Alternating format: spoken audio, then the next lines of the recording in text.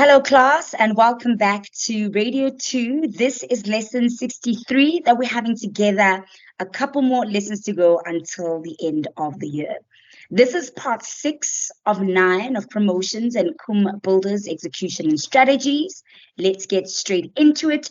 You are going to get this out of your next level radio textbook, pages 220 to 223.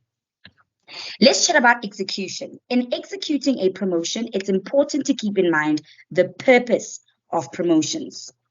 What are they? To entertain the passive listener and get them listening longer and talking about the content.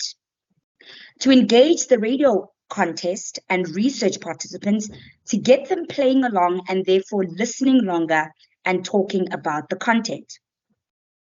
And lastly, to create platforms of engagement for brands and advertisers.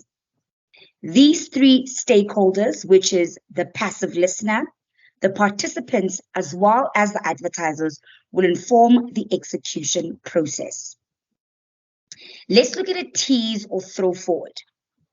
All good promotions need to be teased or promoted by the presenter. We've done teasers and throw forwards earlier on in the year, where we mentioned that you keep the listener in suspense of what is coming. So you need to ensure that you paint a beautiful picture for them so that they stay hooked to the radio and not make a move. The tease needs to get listeners interested to either listen or participate in the promotion, and it needs to give the advertiser space to highlight their brand. It's a promise to the listener that what they're about to hear is worth their time and effort, and convince them that they should keep listening because the promotion is of value to them. The promise will look different for both. Listening stakeholders, that's the passive listener who stay to be entertained, as well as the active listeners who is hoping to participate in the contest. The promise, the tease, or the throw forward for the passive listener needs to highlight the FUBI part of the promotion. We've done FUBI in great detail, but when it comes to promotions and comes to competitions, FUBI becomes a crucial part of the promotion. The promise, the tease, throw forward should convince the passive listener that the promotion will be fun or funny to listen to.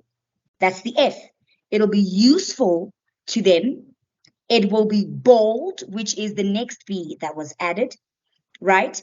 Daring and different, right? It should be a beautiful piece of audio that will inspire them. If you learn it this way, you'll never forget FUBI, right? So the promise, the tease, and the throw forward should convince the passive listener that the promotion will be fun or funny to listen to, will be useful to them, will be bold, daring, and different that will inspire them. Once this promise has been made, it's the presenter's job to make sure that the execution of the promotion lives up to this promise and creates the emotive response that will keep the listener engaged or get them talking about the promotion.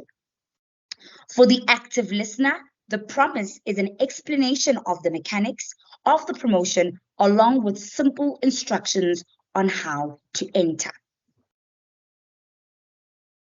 The execution of the winning moment.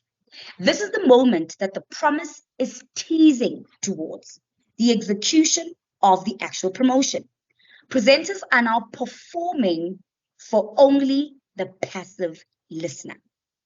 The active listener is either playing the game and is fully engaged as a player, or they've become a passive listener who now has to listen to others playing the game. So you could have entered the competition and unfortunately were not selected, so you've now become the passive listener. The emphasis will be on the listener who's not playing the game actively, but listening in. When executing promotions, it's the presenter's job to keep listeners engaged using every FUBI tactic the promotion was designed around. They should also prepare the winning moment and the throw forward for the next time the promotion is executed. Presenters need to focus on making the winning moment special.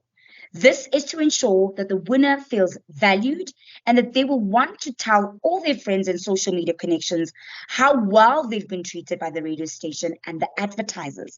There is nothing worse than having a listener or caller who thinks that the treatment by the station was atrocious, because word of mouth spreads and you don't want that for your station. Winners become prominent ambassadors for the brands, and they need to be looked after.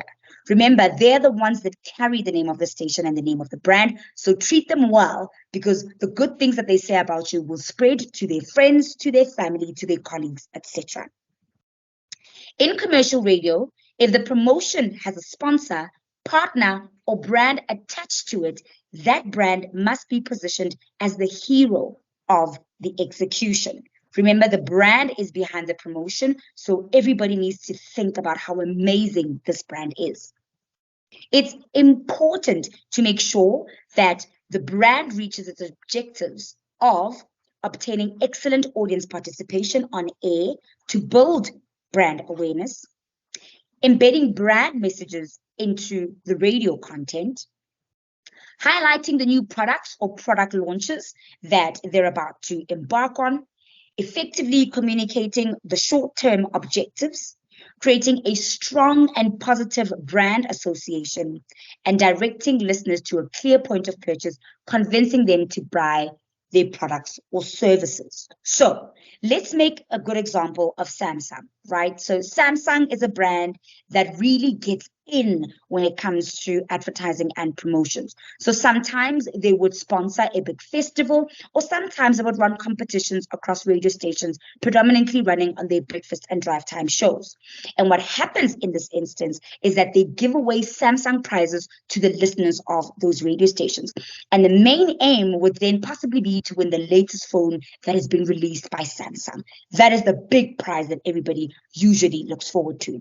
And what they would do is they would then allow the presenters to endorse the products. So they'll give the presenters the phones to chat about, to speak about, to use in their daily lives. And then because they want to highlight these new products, or this new product rather, that they're launching to the public, they will then give the public an opportunity to win this prize. But what they will do as they reach towards this main prize is that they will then give away little prizes in between, like earbuds or a notepad or whatever other product that is associated with Samsung. These objectives need to be met in order for the promotion to be seen as a success for a brand or the advertiser. The success of promotion is always a result of proper preparation. We have had huge conversations around the lack of preparation when it comes to shows and presenters. We speak about this in immense detail. We even have our little class where we say this is a safe space, right? And we speak about the lack of preparation by presenters on their shows. And we've given quite a number of examples in class where we've highlighted where presenters are not prepared for certain content moments, for certain live reads. And if we're being pretty honest, that's actually disrespectful to your listener. You don't respect their time and the fact that they chose you, your specific show, and your radio station amongst all the other radio stations that exist in the country and around the world. So preparation is crucial, not only for promotions that happen on the station, but for content and live reads as a whole. What we're going to do the next time we meet each other is that I would like you to go to this specific website, and I want you to write your own instruction sheet or briefing document using Lund's rules.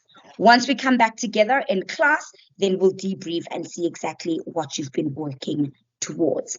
Otherwise, a very short lesson this one was. If you do have any questions, please don't hesitate to send me a WhatsApp in our group, or you can send me a private message if you prefer. Otherwise, from me, Noni Kumalo, it's over and out.